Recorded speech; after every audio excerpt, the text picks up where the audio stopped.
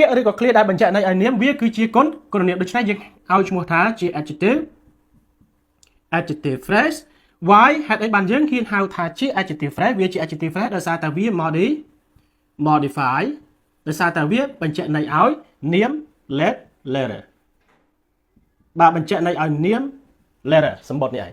ដល់បាទសួស្តីបងប្អូនទាំងអស់គ្នាក៏ដូចជាមិត្តអ្នកសិក្សាទាំងអស់ចូលមកជួបគ្នាសាជាថ្មីនៅក្នុងកម្មវិធីសិក្សាភាសាអង់គ្លេសគិតថ្លៃរបស់យើងជាមួយខ្ញុំបាទជាសម្ភារបាទនៅថ្ងៃនេះយើងបន្តមេរៀនរបស់យើងបន្ថែមទៀតអំពី adjective equivalent បាទ adjective equivalent យើងប្រើថាគុណនាមសមមូលហើយនៅក្នុងគុណនាមសមមូលហ្នឹងយើងរៀនបានច្រើនគួរសមដែរហើយដូច្នេះបើសិនជាបងប្អូនខកខានមិនបានមើលសូមបងប្អូនចូលទៅមើលពីខាងដើមមកដើម្បីឲ្យយល់អំពីខ្លឹមសារមេរៀនជាបន្តបន្ទាប់នេះឯងបាទនៅថ្ងៃនេះយើងចូលទៅដល់ចំណុចថ្មីមួយទៀតនៅក្នុងបាទចំណុចទី6បាទគឺនិយាយអំពី phrase ហើយនៅក្នុង phrase ហ្នឹងគឺវាមានច្រើនបាទវាមាន prepositional phrase ហើយចំណុចទី2គឺចូលដល់ participle phrase ឬក៏ participial phrase នៅក្នុង participial phrase ហ្នឹងយើងបានសិក្សាមួយចំណុចរួចទៅហើយចំណុច A គឺ present participle phrase មែនទេបាទ present participle គឺសំដៅទៅលើកិរិយាសព្ទដែលបញ្ចប់ដោយទម្រង់ ing បាទហើយចំណុច B បាទចំណុច B គឺយើងនឹងសិក្សាអំពី past participle phrase បាទនិយាយអំពី clear ផ្ដើមដោយ past participle បាទអញ្ចឹងនៅថ្ងៃនេះគឺយើងសិក្សាចំណុច B បាទ 6.2 ណា 6.2 គឺ past participle phrase បាទដោយដែលខ្ញុំធ្លាប់បានបញ្ជាក់ហើយថា participle យើងមាន2ទម្រង់ទី1គឺបញ្ចប់ដោយទម្រង់ ing ទី2គឺបញ្ចប់ដោយ ed ឬក៏ ne ឬក៏កិរិយាសព្ទកឡោនទី3អានោះគេហៅថា past participle ហើយ past participle ហ្នឹងវាមាន past participle ធម្មតាហើយនិង past participle phrase បាទជា clear ឥឡូវយើងកំពុងតែសិក្សាអំពី past participle phrase បានន័យថាជាកិរិយាសព្ទកឡោនទី3បាទ clear កិរិយាសព្ទដែលផ្ដើមដោយកិរិយាសព្ទកឡោនទី3ដើរតួជា adjective បាទឥឡូវខ្ញុំលើកយកឧទាហរណ៍តែ2យកមកវិភាគវែកញែកបងប្អូនតែប៉ុណ្ណោះទេនៅក្នុងសៀវភៅរបស់យើងគឺមានច្រើនយ៉ាងនេះតែយ៉ាងណាខ្ញុំវិភាគតែ2នេះជាគំរូជាគោលឲ្យបងប្អូនបាទឥឡូវយើងមកឧទាហរណ៍ទី1 The box left on the table belong to Bill okay The box left on the table belong to the Bill បាទអញ្ចឹងយើងមើល the នេះគឺជា adjective ជា article វាជា adjective ហើយ box នេះគឺជា noun okay box ជា noun left ជាកិរិយាសព្ទកឡោនទី3 okay verb ខ្លឹម3រីឯ on នេះគឺជា preposition okay preposition the នេះជា adjective វាជា article ឬក៏ adjective table នេះគឺជា noun បាទ belong នេះជាកិរិយាសព្ទ main verb okay ជាកិរិយាសព្ទ main verb ជាកិរិយាសព្ទចម្បងនៅក្នុងល្បះបាទ to ណា belong to ហ្នឹងគឺជាមួយគ្នាជា verb phrase ហើយ bill នេះបាទ bill នេះគឺជា noun ដើរតួជាកម្មបត្តិនៃបាទ to នេះឯងបាទអានេះជា noun ដើរតួជាកម្មបត្តិណាបាទអញ្ចឹងខ្ញុំមិនបានវិភាគទាំងអស់នោះទេគ្រាន់តែខ្ញុំដាក់ឋានៈពាក្យរបស់វាបន្តមកទៀតយើងវិភាគត្រឹមតែបាទក្រហមនេះគឺ left on the table left on the table នេះជាកិរិយា left ហ្នឹងគឺជាកិរិយាសព្ទកឡោនទី3នៃកិរិយាសព្ទអីគេទេបាទ left ហ្នឹងយើងប្រើថាទុកមែនទេបាទទុកមកវិភាគថា live okay live leftបាទ live left បាទទុកដាក់ឬក៏ទុកអីហ្នឹងបាទអញ្ចឹងកិរិយាសព្ទ left នេះជាកិរិយាសព្ទកឡោនទី3អញ្ចឹងវាដើរតួជាឬក៏យើងហៅថា past participle ឥឡូវយើងមើលអានេះជាចាប់ពី left on the table នេះវាគឺជា phrase មែនទេបាទsorry វាគឺជា phrase បាទវាគឺជា phrase វាគឺជា clear គឺជាពាក្យបាទជាក្រុមនៃពាក្យណាជាក្រុមនៃពាក្យមិនមែនពាក្យមួយទេគឺពាក្យច្រើនចូលគ្នាបូកចូលគ្នាប៉ុន្តែវា doesn't complete the meaning វាមិនទាន់មានន័យពេញលេញទេណាវាគ្រាន់តែជា clear តែប៉ុណ្ណោះបាទអញ្ចឹងចាប់ពី left on the table នេះគេហៅថា clear ហើយ clear ដឹកនាំដោយ past participle បាទដឹកនាំដោយ past participle យើងហៅថា past participle pp នេះគឺ past participle phrase បាទអញ្ចឹងអានេះយើងហៅថា clear ដឹកនាំដោយ past participle ហើយ past participle នេះវាដើរតួជាអីដែរបាទ it can be what it can be a noun phrase or adjective phrase or adverb phrase បើតើ past participle នេះអាចដើរតួជាអ្វីដែរបាទឥឡូវយើងមើលអត្ថន័យរបស់វា left on the table ដែលទុកនៅលើតុស្អីគេដែលទុកនៅលើតុគឺសៀវភៅអញ្ចឹងពាក្យដែលទុកនៅលើតុនេះវាបញ្ជាក់ន័យឲ្យសៀវភៅជាអីដែរបាទសៀវភៅគឺជានាមតើអ្វីទៅដែលបញ្ជាក់ន័យឲ្យនាមបាទពាក្យឬក៏ clear ដែលបញ្ជាក់ន័យឲ្យនាមវាគឺជាគុណនាមដូច្នេះយើងហៅថា adjective phrase មែនទេបាទអញ្ចឹងយើងហៅថា adjective phrase hạt đấy ban dương hiên hao viết thay chỉ adjective phraseដោយសារតែវា modify ដោយសារតែវាបញ្ជាក់ន័យឲ្យ noun book មែនទេបាទ noun books បាទម្ដងទៀតចាប់ពី left on the table នេះគេហៅថា phrase បាទនេះគេហៅថា phrase ជា clear ណាបាទ clear ទាំងឡាយណាដឹកនាំដោយ past participle គេហៅថា past participle phrase គេហៅថា past participle phrase បាទហើយ past participle phrase នេះវាអាចដើរតួជានាមជា clear នាមជា noun phrase អាចដើរតួជា adjective phrase អាចដើរតួជា adverb phrase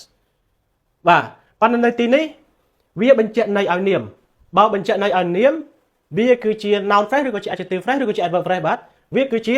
adjective phrase បាទ clear ដែលបញ្ជាក់ន័យឲ្យនាមវាគឺជាគុណនាមដូច្នេះយើងហៅថា adjective phrase ហេតុអីបានយើងហ៊ានហៅថាវាជា adjective phrase ដោយសារតែវា modify the noun books ដោយសារតែវាបញ្ជាក់ន័យឲ្យនាម book នេះឯងពាក្យឬក៏ clear ដែលបញ្ជាក់ន័យឲ្យនាមវាគឺជាគុណនាមបាទអញ្ចឹង past participle នៅកន្លែងនេះវាដើរតួជាគុណនាមបញ្ជាក់ន័យឲ្យនាមតើបាទ Okay go to example number 2 បាទយើងទៅឧទាហរណ៍ទី2មួយទៀតដើម្បីឲ្យកាន់តែច្បាស់ The letter written in English was from my friend again the letter written in English was from my friend ចឹងយើងមើល the នៅកន្លែងនេះវាជា adjective វាជា article វាដើរតួជា adjective ហើយ letter នេះសម្បត្តិយើងបាទវាដើរតួជា noun ហើយ written នេះគឺជាកិរិយាសព្ទកឡោនទី3បាទកឡោនទី3នៃកិរិយាសព្ទ write wrote written មែនទេបាទ write wrote written ចឹងកឡោនទី3 in នេះជា preposition ហើយ English នេះគឺជា noun ដើរតួជាកម្មបត្តិរបស់ធ្នាក់ឬក៏ដើរតួជាកម្មបត្តិរបស់អយតនិបាត was នេះគឺជាកិរិយាសព្ទបាទ to be ឬក៏ linking verb អូខេហើយ from នេះជា preposition ហើយ my នេះគឺជា possessive adjective ហើយ friend នេះគឺជា noun អូខេបាទឥឡូវយើងមើលចាប់ពី written in English បាទសរសេរជាភាសាអង់គ្លេសបាទនេះវាគឺជា clear មែនទេបាទវាគឺជា phrase ហើយ phrase នេះ clear នេះដឹកនាំដោយ past participle ដឹកនាំដោយកិរិយាសព្ទកឡុំទី3គឺយើងហៅថា past participle phrase បាទវាគឺជា clear ដឹកនាំដោយ past participle phrase តើវាដើរតួជា clear អ្វីដើរតួជាកន្សោមនាមដើរតួជាកន្សោមគុណនាមឬក៏ដើរតួជាកន្សោមអកិរិយាដែលសរសេរជាភាសាអង់គ្លេសស្អីគេដែលសរសេរជាភាសាអង់គ្លេសគឺអក្សរបាទគឺអក្សរបាទអញ្ចឹងពាក្យដែលសរសេរជាភាសាអង់គ្លេសនេះគឺបញ្ជាក់ន័យឲ្យនាមមែនទេបាទបញ្ជាក់ន័យឲ្យនាមអញ្ចឹងពាក្យឬក៏ clear ដែលបញ្ជាក់ន័យឲ្យនាមវាគឺជាគុណនាមដូច្នេះយើងឲ្យឈ្មោះថាជា adjective phrase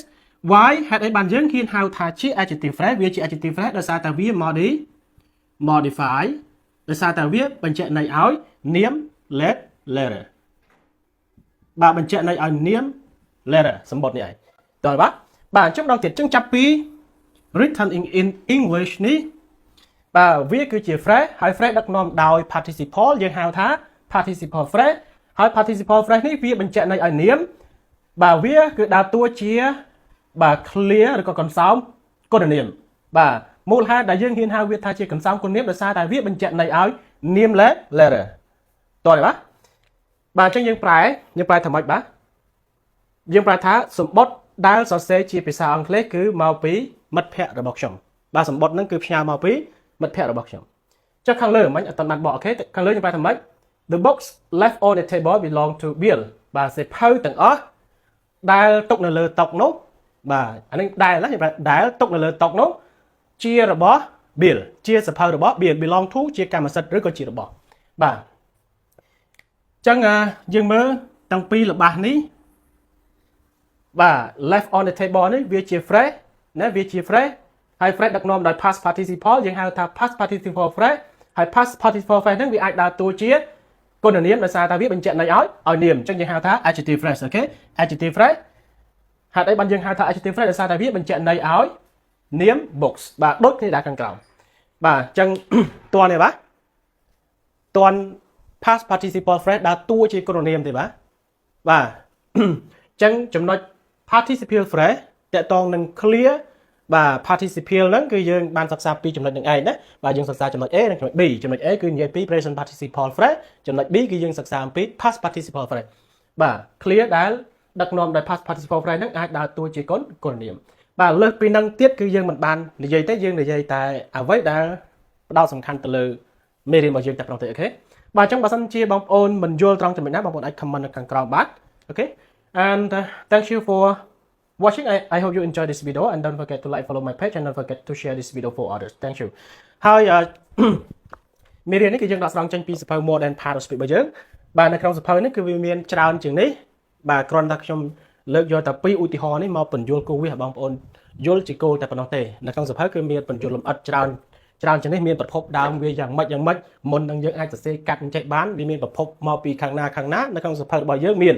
ប៉ុន្តែនៅក្នុងការធ្វើវីដេអូនេះខ្ញុំមិនបានលើកអំពីប្រភពដើមរបស់វាមកទេគឺខ្ញុំបញ្យល់យកខ្លីខ្លឹមជូនតែម្ដងតោះបាទអូខេអញ្ចឹងសង្ឃឹមថាបងប្អូនទាន់ Thank you for watching and see you next clips okay